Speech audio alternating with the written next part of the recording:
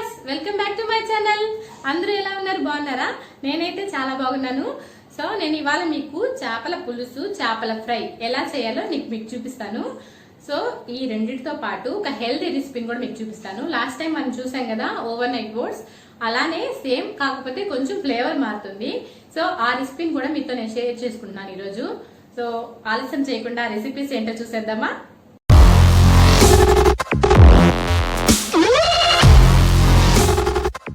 First మనము చింతపండు తీసుకోవాలి. చింతపండు తీసుకొని వాటర్లో పోసి నానబెట్టాలి. ఉప్పేసి నానబెట్టామనుకో త్వరగా నానిపోతుంది. సరే, ఇది నానబెట్టుకున్న తర్వాత ఒక బౌల్ తీసుకొని ఆ నానినంతా చింతపండు రసాన్ని ఆ బౌల్లోకి షిఫ్ట్ చేసుకోవాలి. సో దీని తర్వాత మనం మిక్సీ జార్ని తీసుకొని అందులో రెండు ఉల్లిపాయలు 2 టమోటాలు కట్ చేశాను. నేను ఆ కట్ చేసిన వేసుకున్నాను. తర్వాత కొద్దిగా కారం. ఈ కారం అనేది నేను కొంచెం తక్కువ వేస్తాను, ఎందుకంటే పిల్లలు ఉన్నారు కాబట్టి, మా పిల్లలు తక్కువ కారం తింటారు కాబట్టి. మీకు ఎంత కారం కావాలో మీరు వేసుకోవచ్చు. కారం కంటే కొంచెం ఎక్కువ ధనియాల పొడి వేసుకోవాల్సి వచ్చి ఉంటుంది. సో ధనియాల పొడి, కారం వేసేసిన తర్వాత జీలకర్ర పొడి ఉంటుంది కదండి, అది కూడా యాడ్ చేసుకోవాలి. అది యాడ్ చేసుకున్న తర్వాత దీంట్లో పసుపు యాడ్ చేసుకోవచ్చు, లేదంటే తర్వాతనే యాడ్ చేసుకోవచ్చు. అంతా మిక్సీ పట్టాలి. మిక్సీ పట్టేసిన తర్వాత మనం చింతపండు రసం తీసుకున్నాం కదా, దాంట్లో ఆ రసాల్లో ఇంకొంచెం వాటర్ పోసుకోవాలి. చింతపండు రసం చిక్కగా ఉంటుంది కదా, కొంచెం నేనైతే 2 గ్లాసులు యాడ్ చేశాను వాటర్.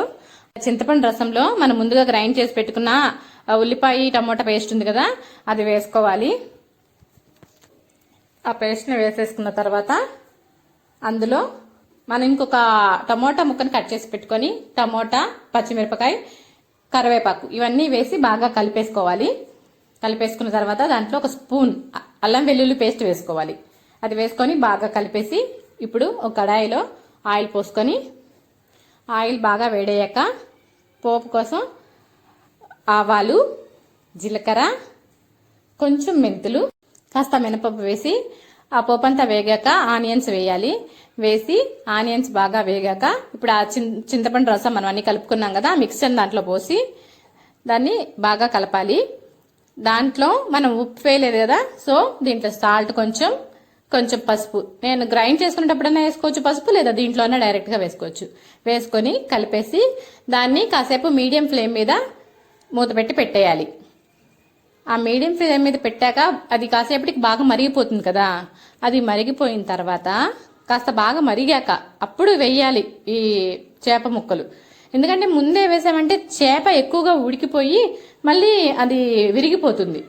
చేప ముక్కలు వేసేసుకొని ఒకదానిపైన ఒకటి పడకుండా కొంచెం గరిటతో అటా ఇటా నెట్టుకోవాలి. నెట్టుకునేసిన తర్వాత చేప ముక్కలన్నీ వేసేసాక దీన్ని మీడియం ఫ్లేమ్లోనే మూత పెట్టి ఉంచాలి. ఉంచి అది ఆయిల్ పైకి తేలే వరకు, అంటే కూరలో ఆయిల్ పైకి తేలిందంటే బాగా కూర అయిపోయినట్టే. సో ఆయిల్ పైకి తేలే వరకు సిమ్లోనే దాన్ని బాగా ఉడకనివ్వాలి. బాగా ఉడికించిన తర్వాత కాసేపటికి ఆయిల్ పైకి తేలుతుందంట. కాసేపు అంటే ఒక 20 నిమిషాల దాకా పడుతుంది. సో ఆయిల్ తేలిన తర్వాత కాస్త కొత్తిమీర చల్లుకొని ఇంకొక 5 నిమిషాల పాటు అలాగే ఉడికించనివ్వాలి. ఎందుకంటే కొత్తిమీర వేసాం కదా, అదంతా దాంట్లో బాగా కలుస్తుంది. అయిపోయిన తర్వాత ఇంకా కర్రీ అయిపోయినట్టే. చూసారు కదా, ఆయిల్ బాగా పైకి తేలిపోయింది. సో చేపల పులుసు రెడీ. ఇప్పుడు ఫిష్ ఫ్రై ఎలా చేయాలో చూద్దాం. దీనికోసం ధనియాల పొడి, కారం, ఉప్పు, పసుపు ఇవన్నీ ఒక బౌల్లో తీసుకోవాలి. తీసుకున్న తర్వాత అందులో కొంచెం అల్లం వెల్లుల్లి పేస్ట్ వేయాలి. అల్లం వెల్లుల్లి పేస్ట్ వేసి దాంట్లో కొంచెం ఆయిల్, మనం కూరకి వేసుకునే ఏ ఆయిల్ అయినా వేసుకోవచ్చు. ఆయిల్ వేసుకొని దాంట్లో నిమ్మరసం పిండుకోవాలి. నిమ్మరసం పిండుకున్న తర్వాత దాన్ని అంతా బాగా కలుపుకోవాలి. ఈ కలుపుకున్న మసాలాని మనం చేపలకు పట్టించాలి. పట్టించి ఇది మనం చేపలకు పట్టించిన తర్వాత ఒక గంట సేపు దాన్ని బాగా అలా నాననివ్వాలి. అప్పుడే ఆ ఉప్పు, కారం అనేది చేపలకి బాగా పడుతుంది. సో ఈ గంట సేపు ఆ చేపలు అలా వదిలేయాలి మూత పెట్టి.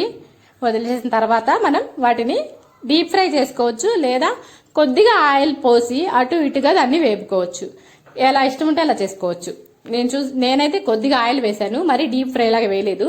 సో ఇలా వేసి చేపను అందులో వేసి 2 పక్కల బాగా వేగనివ్వాలి. 2 పక్కల బాగా ఎర్రగా వేగాక తీసుకొనేసి సర్వ్ చేసుకోవచ్చు. చాలా టేస్టీగా ఉంటుంది, బాగా ఉడుకుతుంది కూడా. ఇలా చేసినా కానీ, డీప్ ఫ్రై చేసినా కానీ బాగానే ఉంటుంది. నేను డీప్ ఫ్రై ఎందుకు చేయలేదంటే ఇప్పుడు మనం చేపలు ఫ్రై చేసిన తర్వాత ఈ ఆయిల్ దేనికి పనికిరాదు. సో అంతా వేస్ట్ అయిపోతుంది. సో ఆయిల్ అంతా వేస్ట్ చేయడం నాకు ఇష్టం లేక నేను కొంచెం ఆయిల్ పోసి ఇలా ఫ్రై చేశాను. చూసారు కదా. ఇప్పుడు వెయిట్ లాస్ రెసిపీ చూద్దాం. ఇది వరకు నేను చేశాను కదా ఓవర్ నైట్ ఓట్స్, ఇది కూడా సేమే, కాస్త కొంచెం తేడా ఉంటుంది, అంటే ఫ్లేవర్ చేంజ్ అవుతుంది. సో ఇన్స్టెంట్ ఓట్స్ ఒక బౌల్లో తీసుకొని లో ఫ్యాట్ యోగర్ట్ వేసుకోవాలి. సో మీరు ఇంట్లో చేసిందైనా అయ్యుండొచ్చు, లేదా బయట కొనుక్కుందైనా అయ్యుండొచ్చు. దాంట్లో లో ఫ్యాట్ మిల్క్ కూడా కొంచెం యాడ్ చేసుకోవాలి.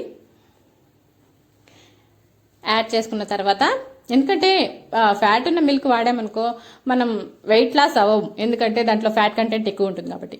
సో ఇవి రెండు వేసుకొని బాగా మిక్స్ చేసుకోవాలి. మిక్స్ చేసుకున్న తర్వాత కోకో పౌడర్ దొరుకుతుంది మనకు సూపర్ మార్కెట్లో, అన్ని దగ్గర దొరుకుతుంది. దీన్ని కేక్లో యూజ్ చేసుకోవచ్చు, లేదా డైరెక్ట్గా మనం ఇలా ఓవర్ నైట్ ఓట్స్లో కూడా యూజ్ చేసుకోవచ్చు. సో 1 స్పూన్ కోకో పౌడర్ వేసాను. బాగా కలుపుకున్న తర్వాత కోకో పౌడర్ని యాడ్ చేశాను. యాడ్ చేశాక దాన్ని కూడా బాగా మిక్స్ చేసుకోవాలి. మిక్స్ చేసుకున్న తర్వాత దీనిలో కొంచెం దాల్చిన చెక్క పౌడర్ ఉంది కదా, ఇది దాల్చిన చెక్క పౌడర్ మన వెయిట్ లాస్కి చాలా చాలా యూజ్ అవుతుంది. సో ఆ దాల్చిన చెక్క పౌడరు ప్లస్ మనము తినడానికి ఇది కొంచెం స్వీట్గా ఉంటే బాగుంటుంది. సో మనం షుగర్ యాడ్ చేసామంటే మనం వెయిట్ లాస్ అవ్వము. సో అందుకని మనం ఎక్కువ హనీని యూజ్ చేస్తాం. దీంట్లో దాల్చిన చెక్క పౌడరు ప్లస్ స్వీట్నెస్ కోసం హనీ యాడ్ చేసుకోవాలి. యాడ్ చేసుకున్న తర్వాత దాన్ని అంతా మిక్స్ చేసి ముందుగా మనం చియా సీడ్స్ కానీ లేదా సబ్జా సీడ్స్ కానీ ఉంటే నానపెట్టుకోవాలి వాటర్లో పోసి. సబ్జా సీడ్స్ కన్నా చియా సీడ్స్ అనేటివి మనకు వెయిట్ లాస్కి చాలా యూజ్ అవుతాయి. నా దగ్గర సబ్జా సీడ్సే ఉన్నాయి, చియా సీడ్స్ లేవు కాబట్టి నేను సబ్జా గింజల్ని నానబెట్టుకున్నాను. ఆ సబ్జా గింజలు నానబెట్టుకున్న తర్వాత ఈ కలుపుకున్నాం కదా ఓట్స్ని, ఇది వరకు నేను ఒక గ్లాస్లో ఎలా షిఫ్ట్ చేసుకున్నానో అలాగే ఇప్పుడు కూడా ఒక గ్లాస్ జార్ తీసుకున్నాను. తీసుకున్న తర్వాత చూసారు కదా, సబ్జా గింజలు ముందుగా నానబెట్టుకుంటే ఇలా బాగా ఉబ్బిపోతాయి.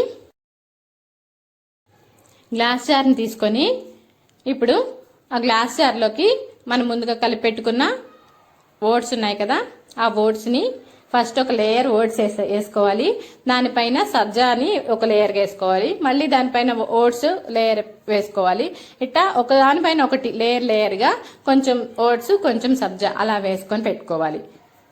సో ఇదంతా వేసేసిన తర్వాత ఈ గ్లాస్ జార్ని మూత పెట్టేసి ఫ్రిడ్జ్లో ఓవర్ నైట్ ఉంచాలి. ఓవర్ నైట్ అయినా ఉంచవచ్చు, లేదా మినిమం 5 to 6 అవర్స్ ఫ్రిడ్జ్లో దీన్ని ఉంచాలి. 6 అవర్స్ తర్వాత దీన్ని ఫ్రిడ్జ్లో పెట్టి తీసాక దీనిలో మనం ఏ ఫ్రూట్స్ అయినా యాపిల్, బనానా ఇలాగ ఏదో ఒక ఫ్రూట్స్ వేసుకొని దాంట్లో కొంచెం హనీ వేసుకొని మనం దాన్ని డైరెక్ట్గా తినేసేయచ్చు. ఇది బ్రేక్ఫాస్ట్గా అయినా తీసుకోవచ్చు, లేదా డిన్నర్గా అయినా తీసుకోవచ్చు, ఎప్పుడైనా తీసుకోవచ్చు. బ్రేక్ఫాస్ట్గా తీసుకోవాలంటే ఓవర్ నైట్ మనం ఫ్రిడ్జ్లో పెట్టాలి, లేదా మనం డిన్నర్గా తీసుకోవాలంటే మార్నింగ్ చేసేసి మళ్ళీ నైట్ మనం తినేసేయచ్చు.